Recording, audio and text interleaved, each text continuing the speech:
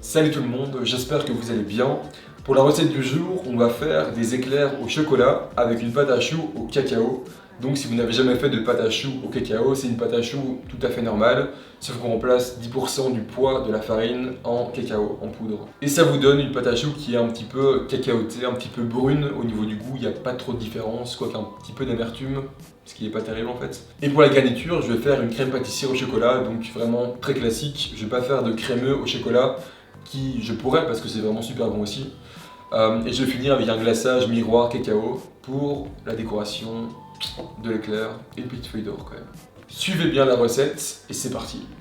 On va commencer par réaliser la pâte à choux, mais on va faire quelque chose d'un peu différent de d'habitude étant donné qu'on va en faire une au cacao. La base est la même, un peu d'eau, un peu de lait, du beurre, du sel et du sucre.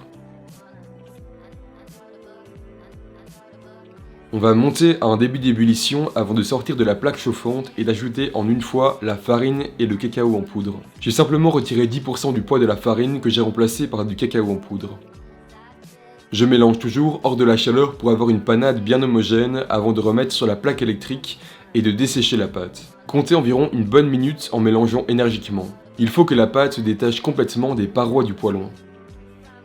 Ensuite, je déverse la panade dans un bol et je mélange un peu encore pour que l'eau continue à s'évaporer et surtout pour la refroidir avant d'ajouter les œufs.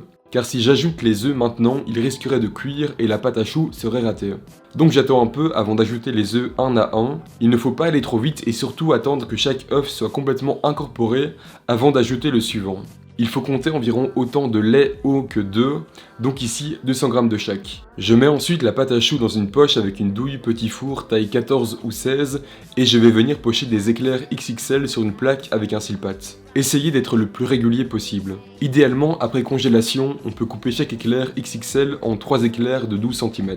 N'hésitez pas, prenez une règle, il faut que ce soit le plus précis possible. Ne prenez pas les parties où vous aurez des bulles d'air, malheureusement ça arrivera. Par contre, vous pouvez décongeler les chutes et repocher la pâte à choux une fois revenu à température. Placez les éclairs sur une plaque munie d'une feuille de papier cuisson et enfournez dans un four préchauffé à 250 degrés. Éteignez tout de suite le four et laissez cuire 10 minutes avant de le rallumer et de continuer la cuisson à 180 degrés pendant encore une vingtaine de minutes. C'est une technique que j'utilise parfois parce que je trouve que mes choux ressortent plus réguliers de cette façon. On passe ensuite à la crème pâtissière au chocolat. J'aurais pu faire un crémeux qui aurait été plus gourmand, mais une bonne crème pâtissière, franchement, c'est déjà super bon.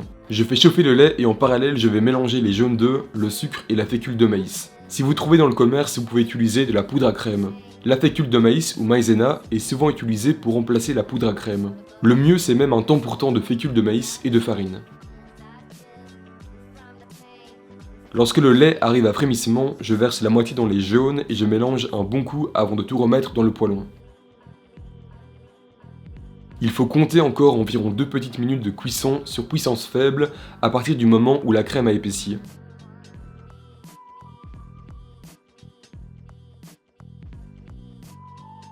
Je sors de la plaque électrique et je vais alors ajouter le chocolat en une fois. Je laisse un peu fondre avant de mélanger énergiquement jusqu'à ce que toute la crème pâtissière soit homogène. Je filme au contact et je fais refroidir le plus vite possible. Idéalement, 20 minutes au congélateur, puis 30 minutes au frigo. Ça devrait suffire. Récupérez la crème pâtissière, mettez-la dans un bol et détendez-la au fouet. Mettez en poche avec une petite douille pour garnir les éclairs. Moi j'utilise une douille unie taille 4. Dans un premier temps, je récupère mes éclairs et viens les percer avec une douille cannelée de la même taille. J'ai fait 3 trous, 2 aux extrémités et 1 au centre.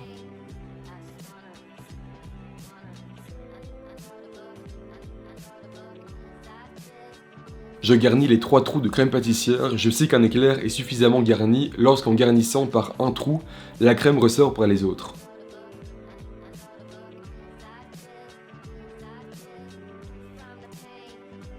Retirez le surplus de crème et préparez le glaçage. Je n'utilise pas de fondant pâtissier pour cette recette, mais un glaçage miroir cacao. Je vous mets la recette en vidéo dans le lien qui apparaît en haut à droite de la vidéo. Le glaçage s'utilise sur entremets congelés à 30 degrés, donc ici je l'utilise à environ 22 degrés, comme mes éclairs ne sont pas congelés. S'ils sortent du frigo, c'est déjà mieux, le glaçage figera plus rapidement et ne s'écoulera pas sur les éclairs. Je trempe chaque éclair 2 fois et attends que le surplus s'écoule avant de les retourner. Je finis la décoration avec une petite feuille d'or ou avec un décor en chocolat.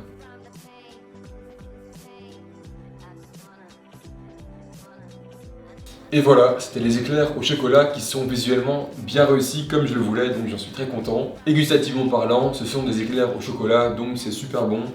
Il n'y a rien à dire de plus que ça, à part foncez, faites la recette. J'espère que la vidéo vous a plu. Si c'est le cas, n'oubliez pas de mettre un like et de mettre un commentaire pour me dire ce que vous avez aimé dans la vidéo, ce que vous n'avez pas aimé dans la vidéo. N'hésitez pas à me faire part de vos avis, en tout cas, je les lirai avec grande attention.